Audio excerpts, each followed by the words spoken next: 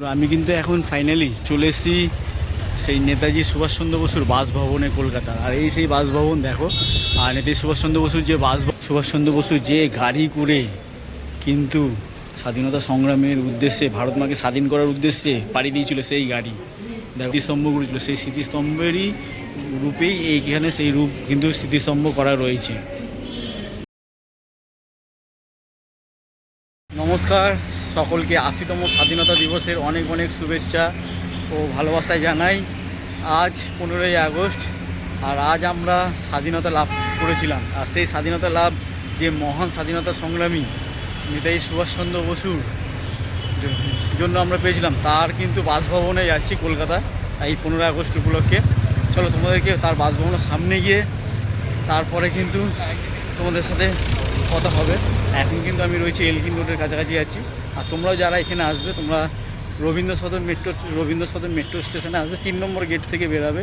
Elgin road যেখান দিয়ে বেরাচ্ছে, ওই রোড থেকে বেরিয়ে কিন্তু তোমরা এই রাস্তাটা ধরে আসবে। বেরিয়ে সামনেই দেখবে বাঁদিকে রাস্তা, এই রাস্তা ধরে, এই রোড ধরে কিন্তু আমরা সোজা যাব। সোজা গিয়ে আবার ডান দিকে গিয়ে আবার বাঁদিকে যে এলগিন রোড আছে, সেই এলগিন রোডের দিকে যাব। আর এখানে দেখো একটা হসপিটাল রয়েছে, এই হসপিটালটা ঠিক আছে,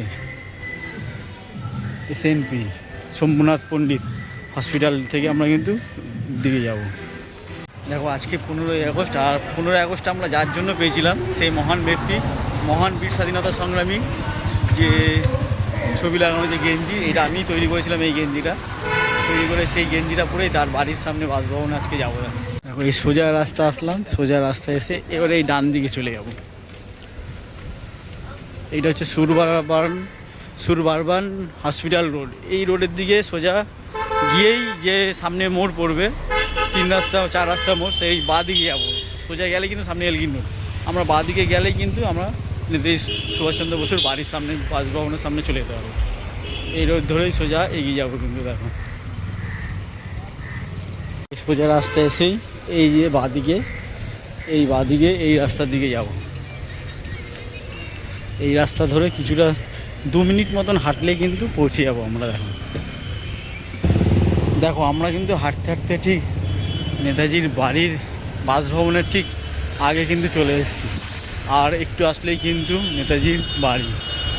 এটা 36 নম্বর, আমরা এখন রয়েছি 36-এর A1/A সৃজন হাউস। এই 3-4টে বাড়ির পরে নেতাজি হাউস। আর স্বাধীনতা দিবস উপলক্ষে নেতাজি বাড়ির সামনেটা একটু ফাঁকা ফাঁকা লাগছে কেমন। যে মহান ব্যক্তি যার জন্য আজ আমরা স্বাধীন, মানে স্বাধীনতা সংগ্রামীদের মহান, যার নেতৃত্বে কিন্তু আজ আমরা স্বাধীনতা লাভ পেয়েছি, সেই স্বাধীনতা সংগ্রামীর বাড়ির কাছে। আর সবথেকে ভাবতে অবাক লাগে যে এই নেতাজিকে নিয়েই অনেকে ভারতবাসী হয়েই সেই নেতাজিকে বিভিন্নভাবে অপমান করেছে বিভিন্ন মানুষ। তাদের বিরুদ্ধে সবাই নেতাজি প্রেমীরা কিন্তু প্রতিবাদ করেছে। আর আস্তে আস্তে কিন্তু সেই নেতাজির বাড়ির সামনেই চলে এসেছিল। এই হচ্ছে নেতাজির ভবন আমাদের কলকাতা। এখান থেকেই কিন্তু শুরু হয়েছিল সেই স্বাধীনতা, ভারতকে স্বাধীন করার সেই লক্ষ্য। এই বাড়ি থেকেই সেই নেতাজি কিন্তু বেরিয়ে পড়েছিলেন ভারতকে স্বাধীন করার জন্য, বিদেশে যাত্রা করেছিলেন। আর সেই স্বাধীনতা সংগ্রামীকে নিয়েই বিভিন্ন কুরুচিকর মন্তব্য বিভিন্ন মানুষ তাদের রাজনীতির ফায়দার জন্য করে যায়। তাদের বিরুদ্ধে নেতাজি প্রেমীরা যে বিরোধ, যে প্রতিবাদ, সেই প্রতিবাদ কিন্তু অনবরত চলতে থাকবে। নেতাজি কিন্তু প্রত্যেকটা ভারতবাসীর হৃদয়ে আছে, থাকবে।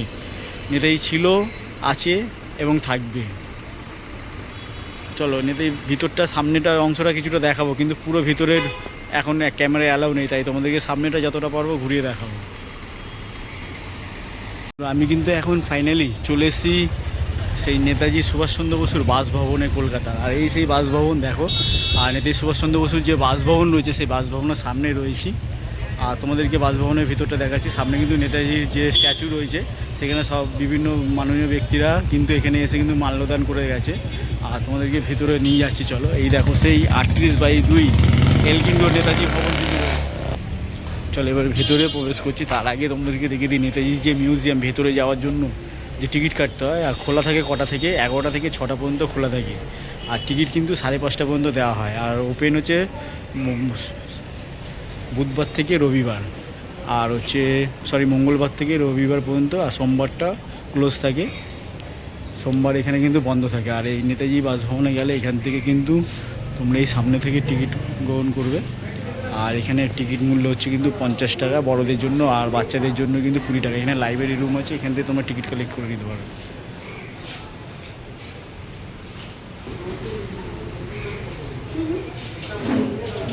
চলো, এই সেই তোমাদেরকে এখন দেখাবো সেই নেতাজির সুভাষচন্দ্র বসু যে গাড়ি করে কিন্তু স্বাধীনতা সংগ্রামের উদ্দেশ্যে, ভারত মাকে স্বাধীন করার উদ্দেশ্যে পাড়ি দিয়েছিল। সেই গাড়ি দেখো, অটো ইউনিয়ন, সেই গাড়ি রয়েছে। আর এখানেই আছে কিন্তু লেখা যে 1941 সালে, ঠিক আছে, শিশির কুমার বসু কিন্তু নেতাজিকে নিয়ে গাড়ি চালিয়ে 16-17 জানুয়ারি রাত্রিরে নেতাজি সুভাষচন্দ্র বসুকে এলগিন রোড থেকে, এই বাড়ি থেকে মানে মহানিষ্ক্রমণের পথে গোমো স্টেশন পর্যন্ত কিন্তু পৌঁছে দিয়েছিল শরৎচন্দ্র বসু। আর নেতাজি সুভাষচন্দ্র বসু দুই ভাই কিন্তু রয়েছে দেখো, ঠিক আছে। নেতাজি সুভাষচন্দ্র বসুকে নিয়ে গেছিল। এবার তোমাদেরকে সাইডগুলি দেখাচ্ছি, এখানে পাশগুলি। আর তোমরা এই ভিতরের মিউজিয়ামে গেলে কিন্তু কোনো রকম ক্যামেরা অ্যালাউ নেই। তোমরা এখানে ভিতরে প্রবেশ করতে পারো 50 টাকা টিকিটের বিনিময়ে। তার ভিতরে ঢুকলে কোনো ক্যামেরা অ্যালাউ করতে দেবে না। আর তোমাদেরকে বাইরে থেকেই দেখাচ্ছি দেখো। আর এই স্বাধীনতা সংগ্রামী এই যে স্বাধীনতা দিবসের দিন আজকে ভাবলাম যে এই নেতাজি সুভাষচন্দ্র বসুর বাড়ি না গেলেই নয়, যে যেতেই হবে। কারণ আমরা হচ্ছি সুভাষ ভক্ত, তাই নেতাজির বাড়ি আসা আমাদের খুবই প্রয়োজন। তাই আজকের এই কাজ থাকা সত্ত্বেও কিন্তু ছুটি করে তারপরে কিন্তু চলে এসেছি তোমাদের জন্য। আর এই সিঁড়িতে কিন্তু উপরে যেতে পারবে তোমরা। আর এইখানে রয়েছে কৃষ্ণা বোস।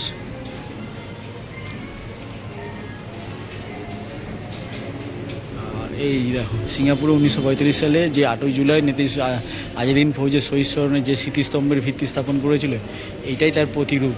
মানে 1945 সালে 8ই জুলাই নেতাজি আজাদিন ফৌজের শহীদদের জন্য যে স্মৃতিস্তম্ভ করেছিল, যে সিঙ্গাপুরে যে স্মৃতিস্তম্ভ করেছিল, সেই স্মৃতিস্তম্ভেরই রূপেই এইখানে সেই রূপ কিন্তু স্মৃতিস্তম্ভ করা রয়েছে। আর এই হচ্ছে ইনি হচ্ছে কিন্তু কৃষ্ণা বোস দেখো।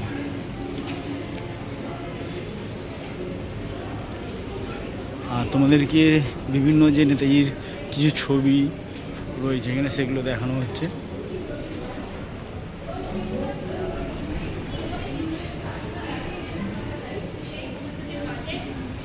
চলো, এবার তোমাদেরকে দেখাবো যে সিঁড়ি দিয়ে নেতাজি সুভাষচন্দ্র বসু গেছিলেন, যে 1941 সালের 16ই জানুয়ারি রাতে কিন্তু বেরিয়ে গেছিলেন।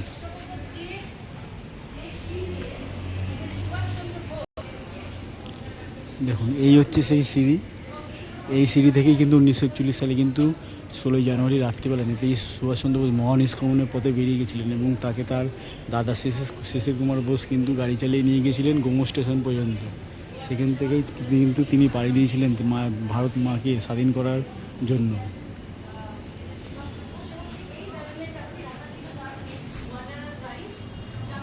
বন্ধুরা, তোমাদেরকে আমি যতটুকু পারলাম আমাদের ভারতের বীর স্বাধীনতা সংগ্রামী কিন্তু দেশনায়ক নেতাজি সুভাষচন্দ্র বসুর কলকাতার যে বাসভবন, যেখান থেকে কিন্তু নেতাজি সুভাষচন্দ্র বসু স্বাধীনতার উদ্দেশ্যে ভারত মাকে স্বাধীনতা করার জন্য কিন্তু বেরিয়ে পড়েছিলেন ইংরেজদের চোখে ধুলে দিয়ে, সেই বাসভবন কিন্তু তোমাদেরকে দেখালাম।